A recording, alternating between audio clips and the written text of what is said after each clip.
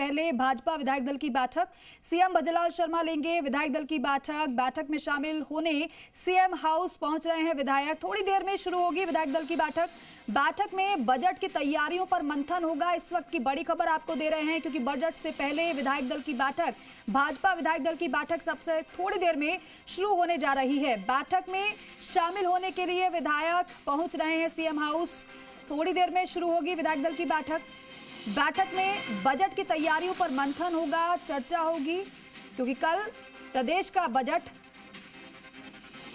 आने वाला है। बजट से पहले भाजपा विधायक दल की यह बैठक बहुत ही ज्यादा महत्वपूर्ण, रणनीति पर चर्चा भी और साथ ही साथ बजट की तैयारियों पर मंथन भी। अब से थोड़ी देर में बीजेपी विधायक दल की बैठक शुरू हो जाएगी और जब बैठक संपन्न हो जाएगी अपडेट आप तक पहुंचाएंगे। लेकिन फिलहाल जानकारी मिल रही है कि सीएम हाउस सभी विधायकों के पहुंचने का सिलसिला शुरू हो चुका है। बैठक में बजट की तैयारियों पर मंथन होगा। अब से थोड़ी देर में इस बैठक की शुरुआत हो जाएगी, क्योंकि समय पहले से ही तय था। इस बैठक को लेकर मुख्यमंत्री भजनलाल शर्मा की अध्यक्षता में यह बैठक है।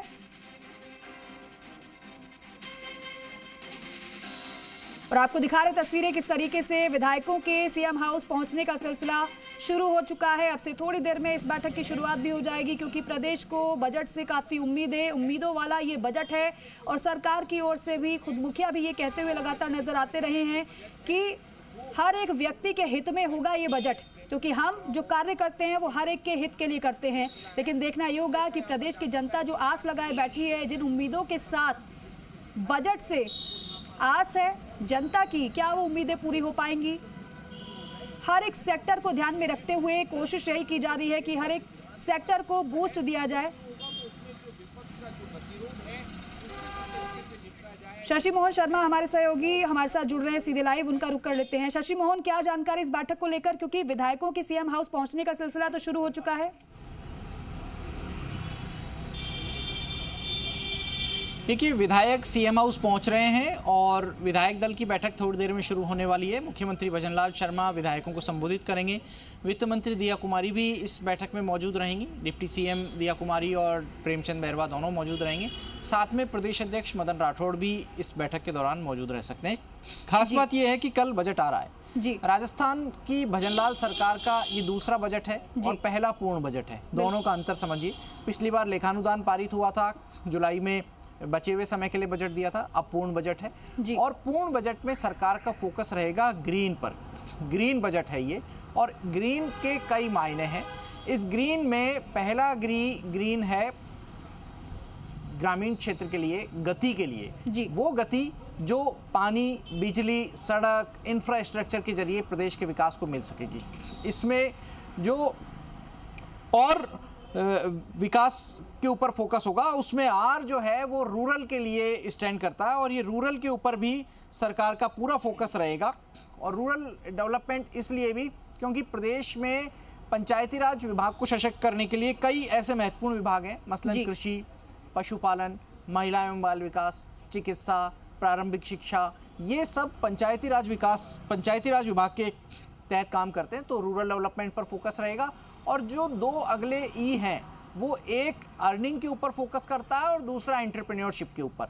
तो एंटरप्रेन्योरशिप के जरिए तो राइजिंग राजस्थान में जो सरकार ने प्रावधान किए उनको और मजबूत किया जाएगा। आगे आने वाले समय में औद्योगिक माहौल कैसे बने, इसके लिए काम किया जाएगा।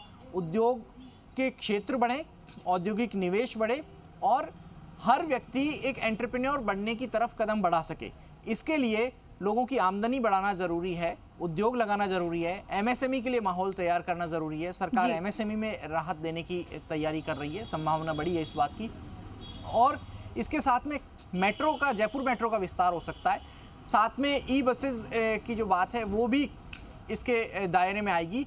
और हर व्यक्ति की अर्निंग बढ़ाने के लिए जो पीएम सौर घर योजना है उसमें सब्सिडी बढ़ाने का ऐलान हो सकता है, जिससे ज़्यादा से ज़्यादा लोग सब्सिडी लेकर के सोलर पैनल अपने घर पे लगाने की कोशिश करें।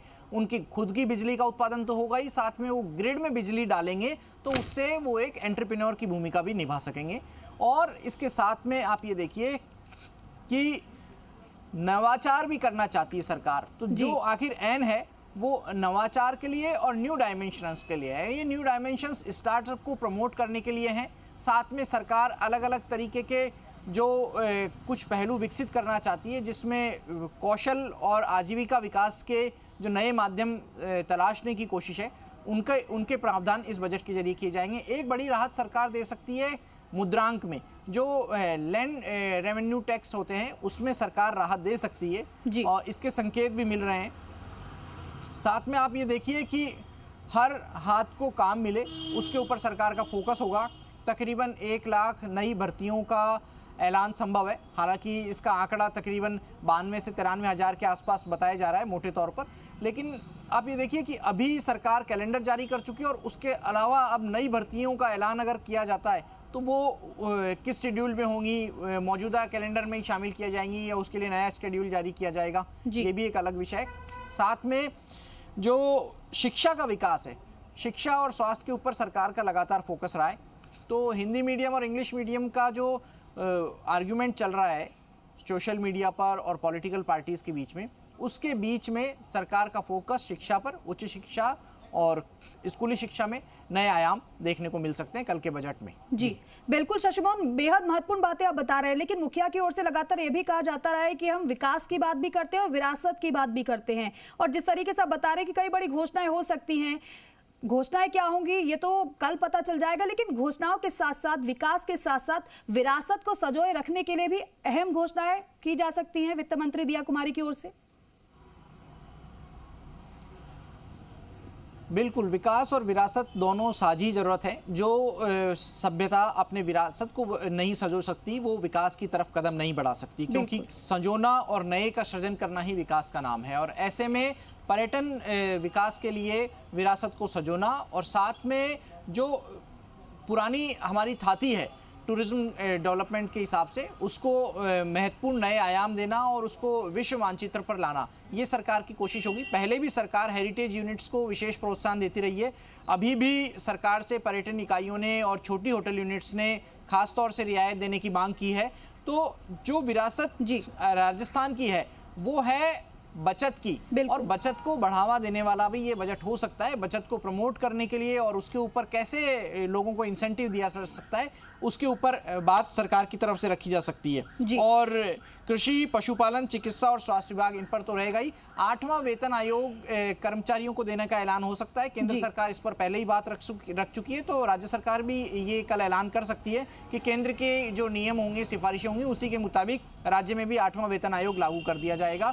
और इसके साथ कर्मचारियों की आमदनी को लेकर के, कर्मचारियों का जो सेवा वर्ग है उसमें कुछ जगह नए पद सृजन की बात आ रही है। जो 8 जिले हैं उनके लिए इंफ्रास्ट्रक्चर की बात आ रही है। उन 8 जिलों में इंफ्रास्ट्रक्चर विकसित करना भी विकास है और पुराने जिलों को देना भी एक विरासत को सजोने जैसी भावना के साथ में काम किया जा सकता है। ठीक है शशि मोहन, बहुत शुक्रिया विस्तार से पूरी जानकारी देने के लिए, बातचीत करने के लिए, क्योंकि कोशिश यही रहेगी सरकार की कि हर सेक्टर को छुआ जाए और क्या बड़ी घोषणाएं रहने वाली हैं, पूरे प्रदेश की नजर इसी पर रहेगी।